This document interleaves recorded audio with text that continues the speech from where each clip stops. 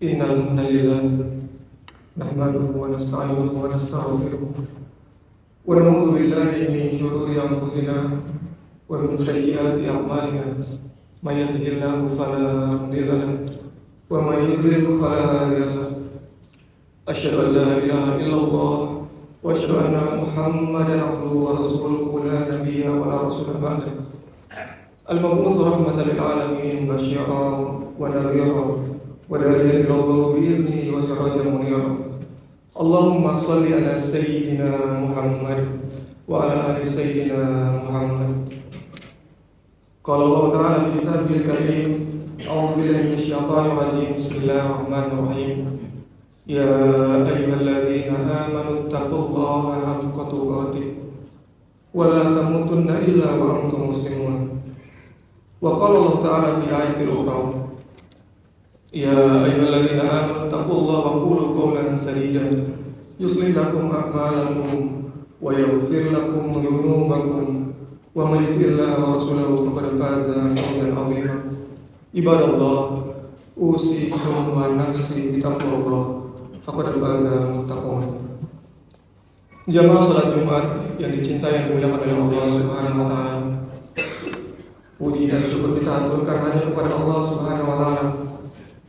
Di hari yang sangat mulia ini, Sayyidul Ayyam, pemimpin daripada segala hari. Hari yang sama di mana Allah Subhanahu wa taala menciptakan Nabi Adam. Hari yang sama di mana Allah Subhanahu wa taala mengusir Nabi Adam dari surga. Dan hari yang sama di mana Allah Subhanahu wa taala akan menyelesaikan seluruh yang ada di muka bumi. Hari kiamat akan terjadi pada hari yang sangat mulia ini. Kita bersyukur kepada Allah Subhanahu wa taala kita masih diberikan hidayah. Kita masih diberikan kesempatan oleh Allah untuk bersama-sama berkumpul melaksanakan salah satu kewajibannya, yaitu melaksanakan sholat Jumat secara berjamaah. Yang insya Allah setiap langkah kaki kita, niat kita meninggalkan segala aktivitas kita, mudah-mudahan diterima oleh Allah Subhanahu wa taala. Salawat dan salam kita curahkan kepada junjungan kita baginda Nabi Allah Muhammad sallallahu alaihi wasallam, Nabi yang telah membawa kita dari zaman jahiliyah menuju zaman kemasan Islam. Kita harapkan syafaatnya kelak di hari kiamat. Kata Rasulullah sallallahu alaihi wasallam, "Armal umma aman ahabba." Barang siapa yang cinta, maka dia akan bersama dengan orang-orang yang dicintainya di hari akan nanti. Kita tunjukkan cinta kita kepada Rasulullah dan mudah-mudahan di hari perjumpaan kita nanti kita semua menjadi bagian, kita diakui sebagai umatnya dan bersama-sama berbaris di belakangnya untuk masuk ke dalam surganya Allah Subhanahu wa taala. Jamaah salat Jumat yang dimuliakan Allah Subhanahu wa taala, tak lupa kami selalu khatib mengingatkan diri kami dan para jamaah untuk terus kita meningkatkan takwa kita kepada Allah Subhanahu wa taala. Salah satu rukun khutbah Jumat, entah sudah berapa ribu wasiat takwa yang telah kita dengarkan, entah sudah berapa ratus, setiap Jumat menjadi salah satu rukun daripada khutbah Jumat untuk khatib mewasiatkan wasiat takwa, memperbaharui takwa kita kepada Allah Subhanahu wa taala. Karena sebaik-baiknya bekal adalah takwa kita kepada Allah. Di hari ini ketika jam 12 siang, ketika matahari tepat berada di atas kepala seluruh dunia, khatib mewasiatkan wasiat takwa sebagai bagian bagaimana takwa merupakan sesuatu yang sangat penting sebagai umat Islam. Hingga pada akhirnya kata Allah Subhanahu wa taala, "Wala tamutunna illa wa antum muslimun." Dan jangan sampai kalian meninggal. Jangan sampai ketika ruh kalian dicabut dari jasad kalian tidak dalam keadaan Islam. Mudah-mudahan kita semua diberikan keistiqomahan oleh Allah Subhanahu wa taala hingga di nafas terakhir kita ketika nyawa kita akan dicabut, kita masih dalam kalimat yang paling terbaik, yaitu kalimat la ilaha illallah Muhammadar Rasulullah. Jamaah salat Jumat yang dimuliakan oleh Allah Subhanahu wa taala. Imam Hasan Al-Basri suatu ketika dia sedang mengantar jenazah, kemudian dia berzikir kepada Allah Subhanahu wa taala, subhanallah walhamdulillah wala ilaha illallah wallahu akbar. Datang seorang pemuda dan dia bertanya kepada Hasan Al-Basri, "Wahai Imam Hasan Al-Basri, apa yang kau lakukan? Apakah ada anjuran, ada perintah dari Allah Subhanahu wa taala?" Kemudian Imam Hasan Al-Basri mengatakan, "Engkau lihat jenazah yang sedang terbaring di kaku tersebut. Apabila ia diberikan kesempatan oleh Allah Subhanahu wa taala untuk kembali hidup, apa yang akan ia lakukan? Apakah ia akan melakukan amal soleh? Apakah ia akan membaca Al-Quran? Apakah ia akan berzikir? Apakah ia akan sedekah?" Ataukah sebaliknya, apakah ketika ia dibangkitkan kembali oleh Allah Subhanahu wa taala, apakah ia akan melakukan kemaksiatan, ia akan korupsi, ia akan membunuh, ia akan menghibah saudaranya? Kemudian pemuda itu mengatakan, tentu saja dia akan melakukan amal soleh, karena dia sudah tahu nilai daripada kebaikan yang telah ia lakukan. Kemudian Imam Hasan Al-Basri mengatakan bahwa benar yang dikatakan, dia pasti akan melakukan amal soleh, tapi ketahuilah bahwa pemuda itu tidak akan pernah dibangkitkan kembali. Sampai hari kiamat nanti pemuda itu tidak akan dibangkitkan kembali. Maka bayangkan bahwa dirimu adalah pemuda tersebut. Dirimu adalah orang yang telah meninggal, tetapi engkau dibangkitkan kembali oleh Allah Subhanahu wa taala. Engkau diberikan kesempatan oleh Allah Subhanahu wa taala untuk hidup kembali. Sehingga jangan sampai menyia-nyiakan waktu yang telah diberikan oleh Allah Subhanahu wa taala untuk senantiasa melakukan kebaikan, untuk senantiasa berzikir, untuk senantiasa membaca Al-Qur'an, melakukan amal-amal kebaikan, karena semuanya itulah yang akan menolong kita di hadapan Allah Subhanahu wa taala. Jamaah yang dimuliakan Allah Subhanahu wa taala, Rasulullah pernah memberikan kepada kita kisi-kisi. Rasulullah pernah memberikan kepada kita bocoran soal apa yang akan ditanya oleh Allah Subhanahu wa taala di hari akhir nanti.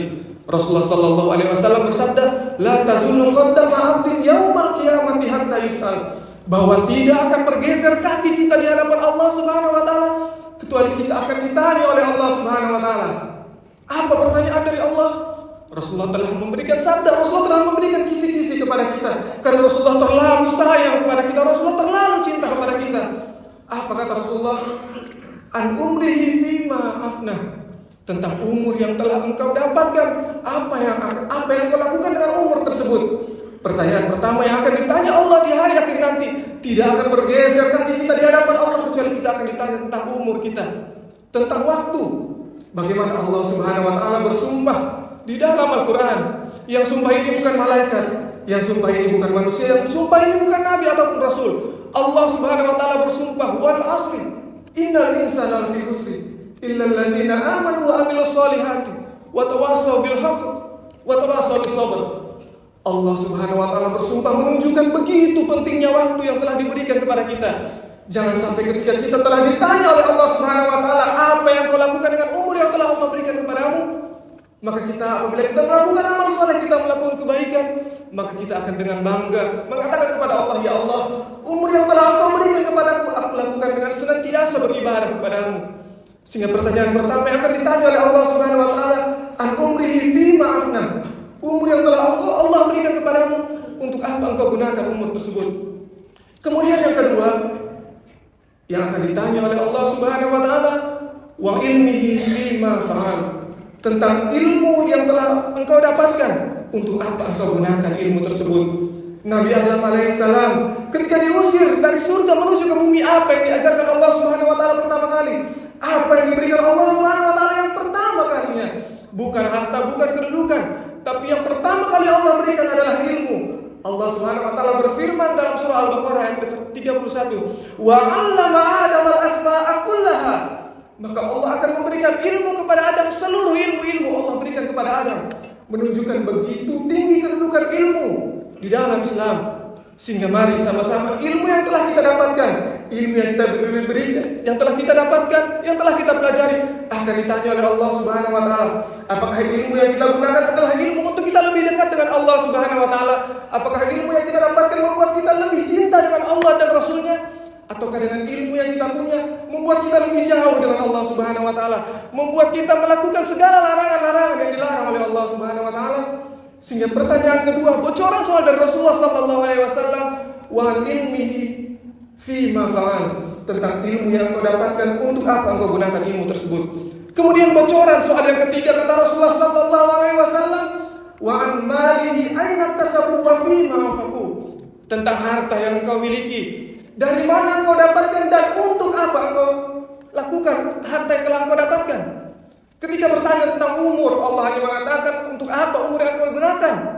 Ketika bertanya tentang ilmu yang engkau gunakan untuk apa? Tetapi ketika bertanya tentang harta, ketika bertanya tentang kekayaan kita yang telah kita miliki, Allah bertanya tentang dua pertanyaan.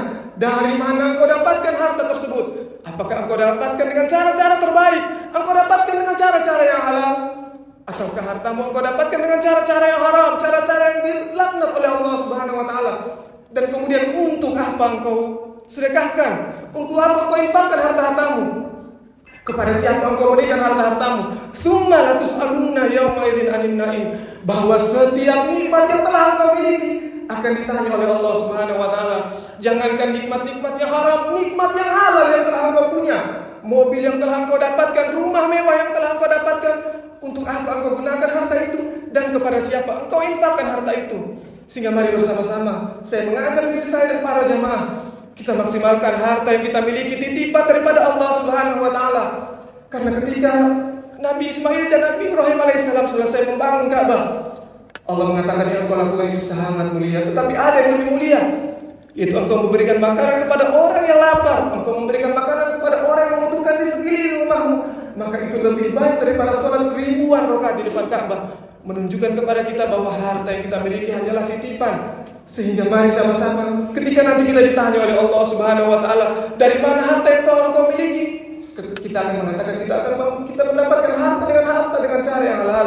Dan untuk apa kita keluarkan harta kita? Adalah dengan kita menginfakkan kepada saudara-saudara kita, kepada teman-teman kita, orang-orang yang kita cintai yang sangat membutuhkan. Kemudian yang keempat, bocoran soal pertanyaan Rasulullah sallallahu alaihi wasallam. Allah Subhanahu wa taala akan bertanya, wa an jismihi fi ma ablah, tentang jasad tubuhmu, apa yang kau lakukan dengan badanmu. Andai setelah sholat Jumat ini kita dipanggil oleh Allah Subhanahu wa taala, mungkin kita dengan bangga mengatakan kepada Allah, ya Allah, kakiku aku telah gunakan untuk melangkah ke dalam rumahmu ya Allah. Tentang mataku aku gunakan untuk membaca Al-Quran ya Allah. Mulut aku gunakan untuk membaca Al-Quran. Dan telinga aku gunakan untuk mendengarkan wasiat-wasiat daripada ketakwaan.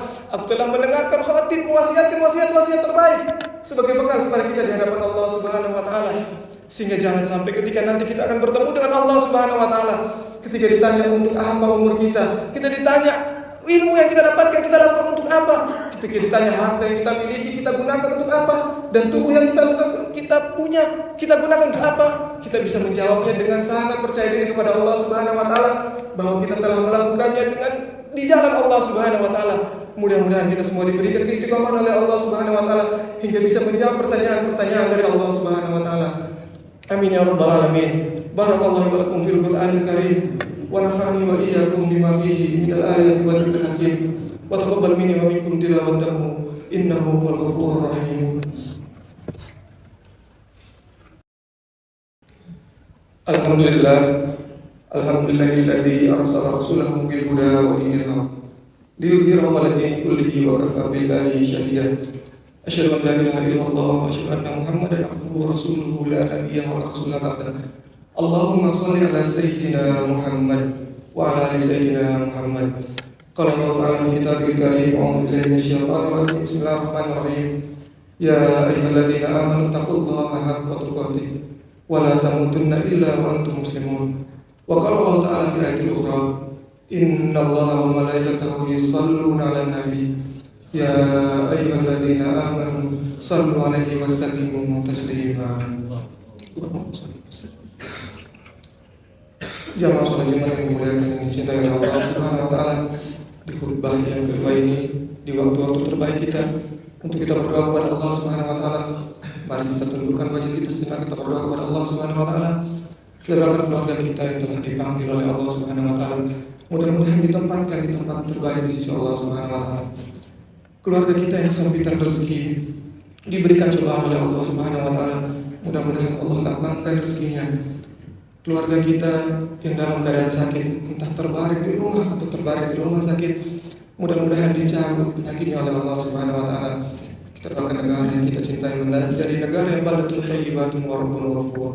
Allahumma ighfir lil muslimina wal muslimat wal mu'minina wal mu'minat al ahya'i minhum wal amwat. Innaka sami'un qaribun mujibud da'wati al-qadiyal hajat. Allahumma ighfir lil muslimina fi Palestin. Allahumma ighfir lil muslimina fi Rohingya. Allahumma ighfir lil muslimina fi kulli makan. Rabbana zalamna anfusana wa illam taghfir lana wa tarhamna lanakunanna minal khasirin. Rabbana hab lana min azwajina wa dhurriyyatina qurrata a'yun waj'alna lil muttaqina imama. Rabbana la tuzigh qulubana ba'da idh hadaitana wa hab lana min ladunka rahmah innaka antal wahhab. Rabbana la tu'akhidhna in nasina aw akhtana. ربنا ولا تحمل علينا إصرا كما حملته على الذين من قبلنا ربنا ولا تحملنا ما لا طاقة لنا به واعف عنا واغفر لنا وارحمنا أنت مولانا فانصرنا على القوم الكافرين ربنا آتنا في الدنيا حسنة وفي الآخرة حسنة وقنا عذاب النار وصلى الله على سيدنا محمد وعلى آله وصحبه وسلم والحمد لله رب العالمين. عباد الله إن الله يأمر بالعدل والإحسان وإيتاء ذي القربى وينهى عن الفحشاء والمنكر والبغي يعظكم لعلكم تذكرون فاذكروا الله الذي يذكركم ولذكر الله أكبر والله يعلم ما تصنعون.